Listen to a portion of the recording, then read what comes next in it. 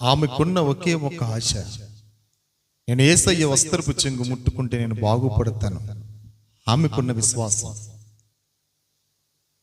అతనుకున్న విశ్వాసం, యేసు ఎవరో అని నేను చూడాలి అని జక్కయ్యకున్నటువంటి చిన్న ఆశ.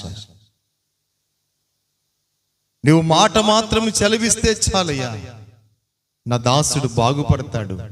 తనకున్నటువంటి విశ్వాసం శతాధిపతికి, ఆశగల ప్రాణాన్ని తృప్తిపరిచే దేవుడైన,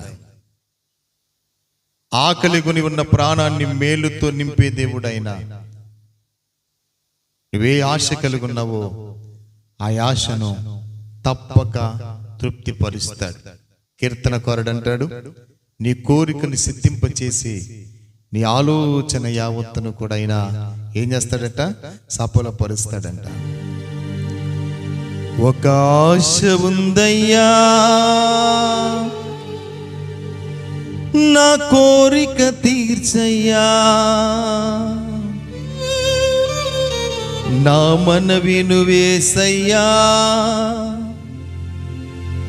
ప్రత్యుత్తరమివ్వు.